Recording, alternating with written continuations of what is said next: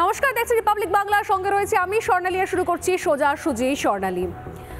বিগত কয়েকদিন ধরে, কয়েক ঘন্টা ধরে বলা ভালো আরও বেশি করে, প্রত্যেকে প্রশ্ন তুলছেন যে সৌরভ গাঙ্গুলিকে যে এত বড় সঙ্গে করে স্পেনে নিয়ে গিয়ে এত বড় প্রতিশ্রুতি দেওয়ালেন মমতা বন্দ্যোপাধ্যায়, সৌরভ গাঙ্গুলি নিজেও প্রতিশ্রুতি দিলেন, গোটা রাজ্যের মানুষ তারা ভাবছিলেন যে এই বুঝি একটা ফাইনালি একটা শিল্প আসছে, তাও আবার বাংলার ছেলের হাত ধরে, সৌরভ গাঙ্গুলির হাত ধরে।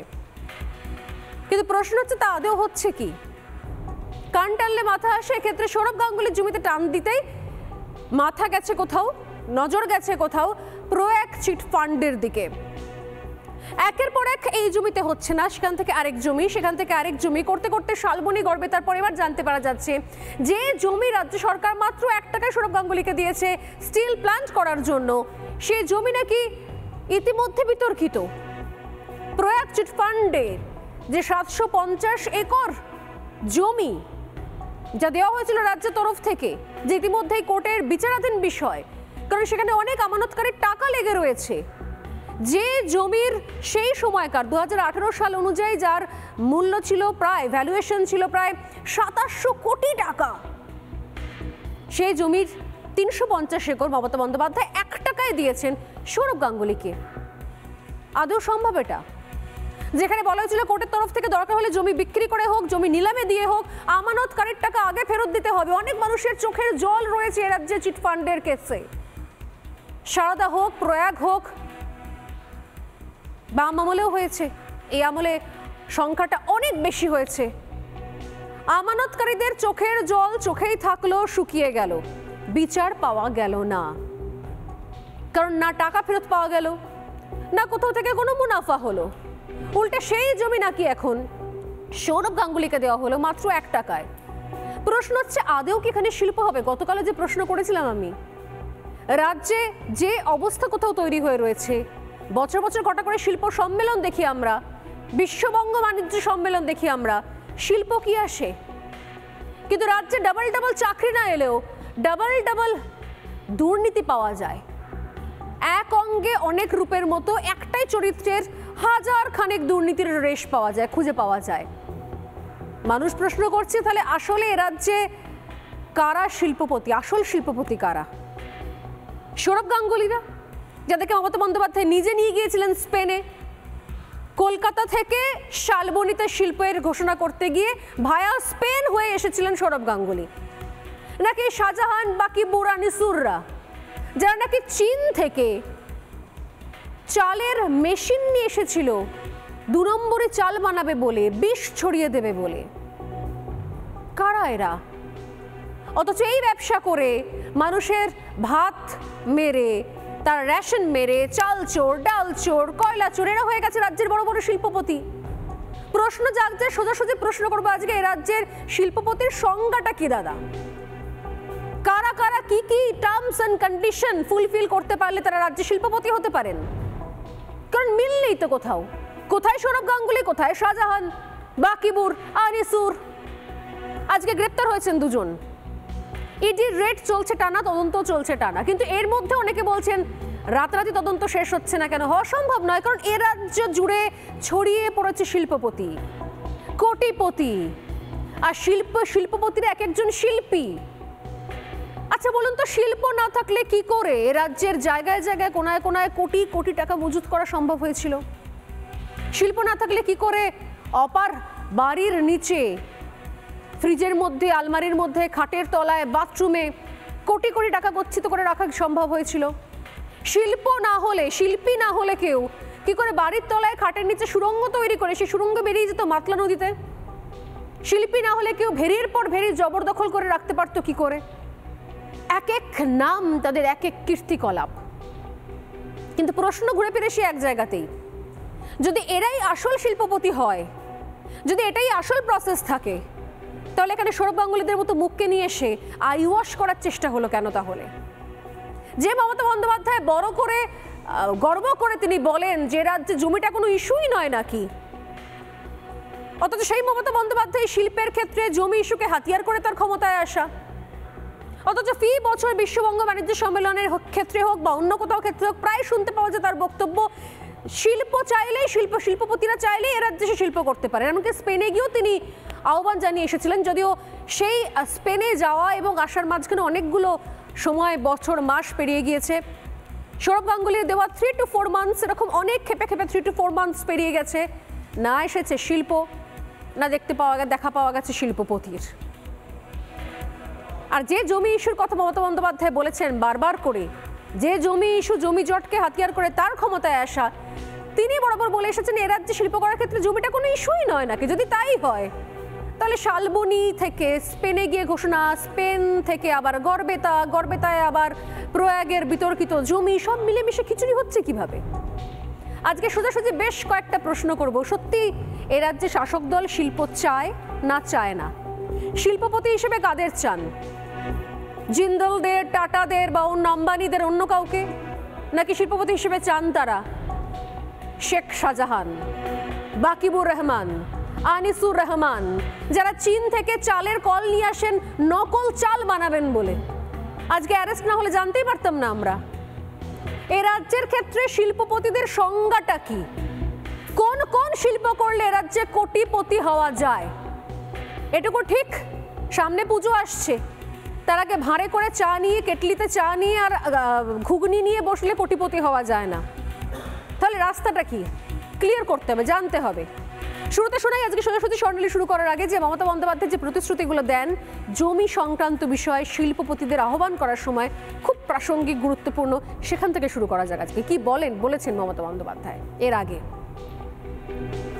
Bengal is now an economic powerhouse and one of the fastest growing economics in India. Already all the industrialists have quoted that MSME we are number 1 in India. Skill we are number 1 in India. Ease of doing business we are top of the top. Even for MSME also we are number 1. Employment generation is our prime concern. Our MSME sector plays a very huge role to attracting investment and providing employment. We have set up land bank, land use policy, land map. If you want to invest any factory or any small or big or middle or startup or IT, land is already available. Now we have done a miracle job policy to allow, instead of conversion of leasehold land, we have done it freehold land. প্রশ্ন অনেকগুলো জায়গায়, এই যে lease ল্যান্ডগুলো, যে free hold land ইতিমধ্যে হয়ে গিয়েছে, সত্যি কি হতে পেরেছে? যদি না হয় তাহলে প্রয়াগকে দেওয়া জমির ক্ষেত্রে সেই জমি আবার তার 350 একর যখন 1 টাকার বিনিময় মাত্র সৌরভ গাঙ্গুলিকে দেওয়া হলো, তা নিয়ে এত বিতর্ক তৈরি হতো কেন? আর বিতর্কিত জমি সৌরভ গাঙ্গুলিকে দেওয়া হলোই কেন? সৌরভ গাঙ্গুলি বাংলার ছেলে, তিনি ভায়া স্পেন হয়ে না হয় শালবনীতে শিল্প নিয়ে আসতে চেয়েছিলেন, তাতে সমস্যা কোথায়? ভালো একটা জমি দিলেই হতো। সৌরভ গাঙ্গুলি কতদিন আগে বলেছিলেন 3 to 4 মান্থসের মধ্যে আমরা ব্যবসা লঞ্চ করব, কারখানা খুলবে। তারপর কত 3 মান্থস, কত 4 মান্থস গেল। এখন জানতে পারা যাচ্ছে সৌরভ গাঙ্গুলিকে যে জমি দেওয়া হচ্ছে সেই জমিতে ইতিমধ্যে কোর্ট কেস চলছে। প্রয়াগ চিটফান্ডে আমানতকারীদের চোখের জল মিশে রয়েছে ওই জমিতে। এর আগে কোর্ট থেকে বলা হয়েছিল এই জমি বেচে হোক, নিলাম করে হোক, টাকা ফেরত দিতে আমানতকারীদের। বুঝতে পারছি না আসলে বিষয়টা, মানে সমস্যাটা কোন জায়গায়। আদেও যদি শিল্পের ইচ্ছে থাকতো তাহলে ঠিকঠাক জমি দেওয়া যেতে পারতো। যদি জমিটা কোনো ইস্যু না হতো তাহলে এই জমিগুলো তাহলে সৌরভ গাঙ্গুলিকে দেওয়ার কোনো দরকার হতো না। আর যদি সত্যি শিল্পের উদ্দেশ্য থাকতো, এই রাজ্যে ইন্ডাস্ট্রি আনার উদ্দেশ্য থাকতো, তাহলে এই বিশ্ববঙ্গ বাণিজ্য সম্মেলনে কয়েক মাস বাদে যখন বাংলার ঘরে ঘরে পুজোর ঢাকে কাঠি পড়ে, তখন এত সুন্দর সুন্দর সলিউশন প্ল্যান বাতলাতে হতো না মমতা বন্দ্যোপাধ্যায়কে। বাংলার তরুণ যুবকদেরকে এত সুন্দর ব্যবসার রাস্তা খুলে দিতে হতো না মমতা বন্দ্যোপাধ্যায়কে। কেমন দেখুন, 1000 টাকা জোগাড় করে একটা কেটলি কিনুন আর কয়েকটা মাটির ভাঁড় নিন, সাথে কিছু বিস্কুট নিন, আস্তে আস্তে বাড়বে। প্রথম দিন আপনি বিস্কুট নিলেন প্রথম সপ্তাহে।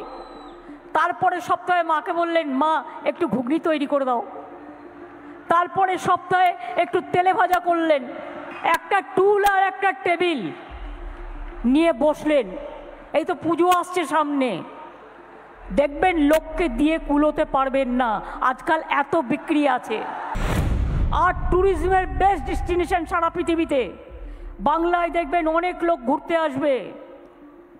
পুজোর সময় ঘুরেও বেড়াবেন, আর দরকার হলে একটা ঝালমুড়ির কৌটোর মতো কৌটো করে নেবেন, একটু বাদাম দিয়ে দেবেন, একটু ছোলা দিয়ে দেবেন, দারুণ বিক্রি হবে। তুলোর পিলো ইউজ করে, মানে বালিশ। এই কাশফুল দিয়ে কত ভালো হতে পারে। এই কাশফুলগুলো আর তুলো মিশিয়ে দিয়ে একসাথে, যদি কাশফুলের সংখ্যাটা বেশি হয়ে যায়, এ তো তুলোর থেকে অনেক হালকা। ভাববেন এক একটা জিনিস আছে গ্রামগঞ্জে, অনেক জায়গায় এখনো পড়ে আছে, যা দিয়ে আপনার ব্যবসা হতে পারে। আপনারাই বা গ্রামে গঞ্জে এই কাশফুলগুলো তুলে একটু আটা টাটা লাগিয়ে যাতে ঝরে না যায়, কত কি বেরিয়েছে আজকাল। এগুলো দিয়ে ফুলদানিতে ফুল রাখার ব্যবস্থা করতে পারেন। এই কাশফুল লোকে কিন্তু পছন্দ করে বাড়িতে রাখতে। কচুরি পানা,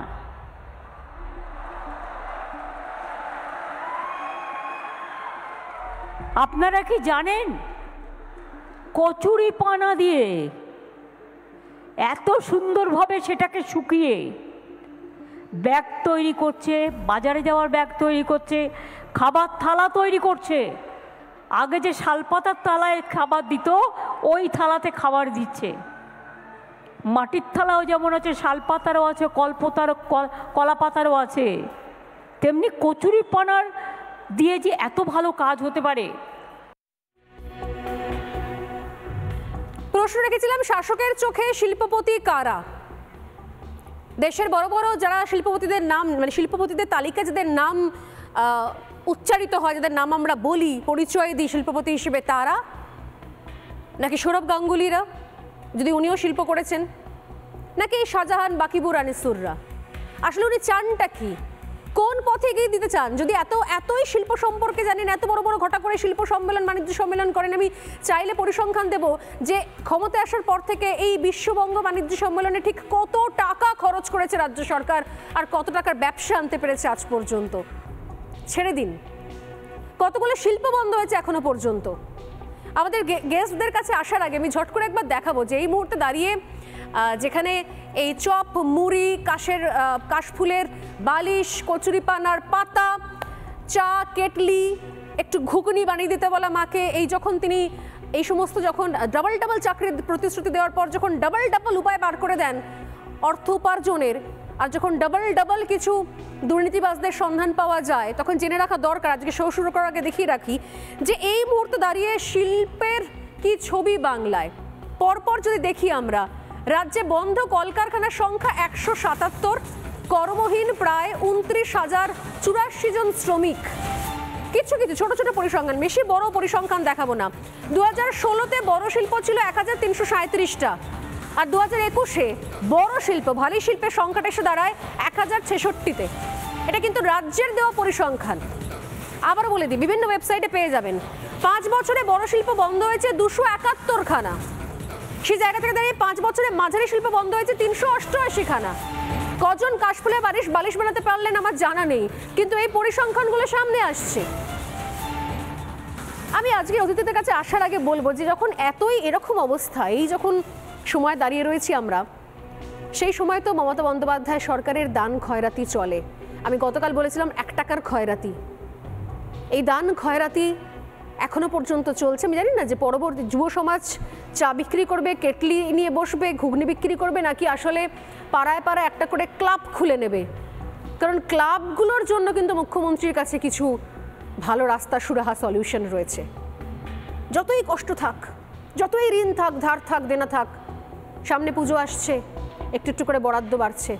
সেই বক্তব্য শোনাতে আমি বাকি গেস্টদের কাছে যাব, শুনে নিন। আর আমরা যেটা আপনাদের প্রথমে দিতে শুরু করেছিলাম 10,000, 25,000, আগের বারে দিয়েছিলাম কত? জোরে বলতে হবে। আমার কাছে কিন্তু নেই ভাড়ার শূন্য। মা দুর্গা ভাড়ার ভর্তি করে দেবে আমি আশা করি। তাই এবারে আমরা আমাদের কষ্ট থাকা সত্ত্বেও 50,000 টাকাটা 60,000 টাকা করে দিলাম। আমাদের টাকা কম, টাকা নেই। প্রথমে শুরু করেছিলাম 25,000 দিয়ে, তারপরে কোভিড হলো পরপর 2 বছর, তাই আমরা 50,000 টাকা করেছিলাম। তারপরের বছর আমরা 60,000 টাকা করেছিলাম, কোভিড ছিল বলে। এবার তাহলে ওটা হাফ করে দিই। গভর্নমেন্টের কিন্তু একদম টাকা নেই, যখন প্রয়োজন হবে সাহায্য করবেন তো। 60,000 টাকা বাড়িয়ে 70,000 টাকা করলাম। আর গতবারে অনুদান পেয়েছিলেন কত? এবারে তাহলে একটু 50 করে দিই। ব্লকগুলো কি বলছে? পুজো কমিটি কি বলছে? এই এক কি সবসময় অতটা লাফি বাড়ানো যায়? আস্তে আস্তে ওঠো, স্ল্যাব আছে না। প্রথম যখন শুরু করেছিলাম 25,000 দিয়ে, ঠিক তো? তারপরে আস্তে আস্তে আস্তে আস্তে 70 এসছে। এবারে যদি সব করে দিই, আগে আসছে বছর কি হবে? আসছে বছরের জন্য তো রেখে দিতে হবে। সেই জন্য এবার 70 থেকে স্ল্যাবটা বাড়িয়ে 85,000 করে দিলাম। সরকারের ঝুলিতে কি আছে কি নেই আমি জানি না, কিন্তু সরকারের ঝুলিতে বাকিবুরের মতো আনিসুররা রয়েছেন, যাদের শুধুমাত্র ছুতে হবে, ইডি বা সিবিআইকে ছুতে হবে, ছুলেই খাজানা পাওয়া যাবে। আজকে অ্যারেস্ট হয়েছেন 2 জন, এবং তার সঙ্গে জানা গেছে আর একাধিক বড় বড় শিল্পের সন্ধান পেয়েছি আমরা। কিভাবে চীন থেকে নতুন ধরনের চালের মেশিন আসতো, কিভাবে সেখানে ডুপ্লিকেট চাল বানানো হতো। আমরা অনেক সময় বলি না যে ফলস ডিম, ডুপ্লিকেট চাল আসছে কোত্থেকে মার্কেটে আসে, সেরকম শিল্পপতিরাও এই রাজ্যেই নাকি ছিলেন এতদিন ধরে।